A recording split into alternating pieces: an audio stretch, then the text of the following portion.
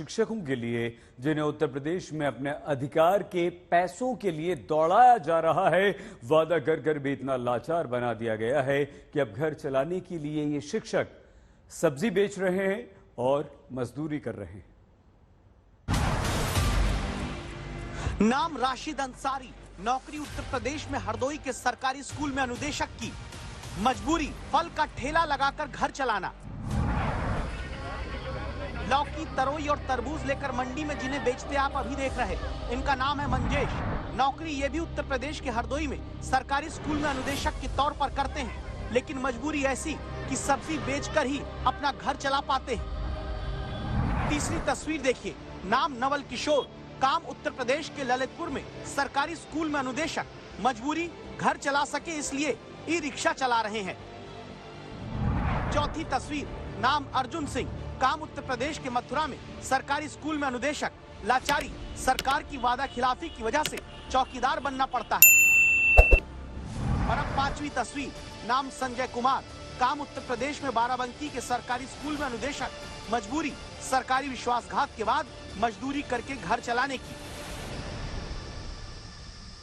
उत्तर प्रदेश के जिन लोगों को आप अपनी टीवी स्क्रीन पर अभी देख रहे हैं, इन्हीं के भरोसे प्रदेश के शिक्षा मंत्री इस बात को गर्व से कहते हैं कि शिक्षक और छात्र का अनुपात सरकारी स्कूलों में बेहतर है। इन्हीं शिक्षकों के भरोसे उत्तर प्रदेश में शिक्षा विभाग के निदेशक से लेकर बाकी अधिकारी जाकर वाहवाही बटोराते हैं। इन्हीं शिक्षकों के दम पर यूपी में शिक्षा को नंबर 1 बताने की होड़ मंत्री और अधिकारी करते हैं, लेकिन जिन्हें शिक्षक का काम देकर पैसा भी टीचर लायक देने में सरकार वादा खिलाफी करती हो, सब्जी बेचने, ई रिक्शा चलाने, चौकीदारी कराने, मजदूरी कराने के लिए मजबूर करती हो, तो जरूरी है कि दस्तक दी जाए।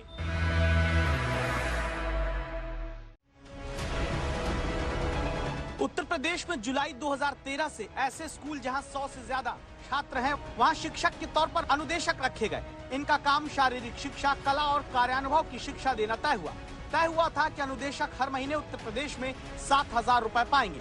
फिर 2016 में इनका मानदेय बढ़ाकर 8,470 रुपए होता है। फिर 2017 के चुनाव में वादा करके सरकार बनती है तो 17,000 रुपए हर महीने इन्हें देने का फैसला आता है, लेकिन फिर इन्हें 17,000 रुपए सरकार ने नहीं दी। 2019 में लखनऊ और इलाहाबाद हाई कोर्ट ने भी 17,000 रुपए महीना देने का निर्देश दिया। दावा है कि हर महीने 17,000 रुपए देने की जगह अनुदेशकों को जो पहले बढ़ाकर 9 महीने 13,230 रुपए दिए, उसे भी रिकवर कर लिया।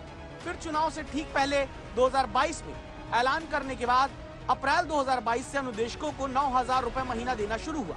दिसंबर 2022 में हाई कोर्ट की डबल बेंच ने कहा कि 2017-18 एक साल तो कम से कम इन्हें 17,000 रुपए हर महीने की दर से दे दो।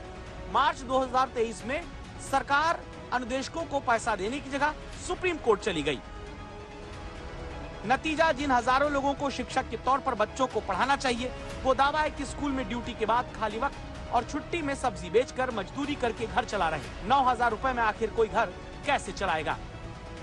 यही आलम यूपी के बाराबंकी जिले में भिलावल गांव में रहने वाले अनुदेशक संजय कुमार का है, जिन्होंने शिक्षा तो ग्रहण की, बच्चों को शिक्षा तो दी, लेकिन आज मजबूर हैं कम तनख्वाह के चलते हाथ में फव्वाड़ा लेकर एक घर में मजदूरी करने को।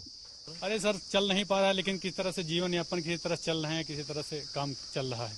बहुत तकलीफ होती है सर, लेकिन अब क्या करें। हम लोग पढ़ाई तो की थी, हमने बीकॉम, एमकॉम, बीपीएड और एमपीएड, एमए योगा, हमने इतना मतलब डिग्री ले रखी है, लेकिन अब ये 9,000 की नौकरी में, लेकिन अब सर किसी तरह से जीवन यापन नहीं हो पा रहा है सर। संवाददाता समर्थ को ऐसे एक नहीं कई शिक्षक मिलते हैं, जैसे ये है महिला अनुदेशक रजनीश।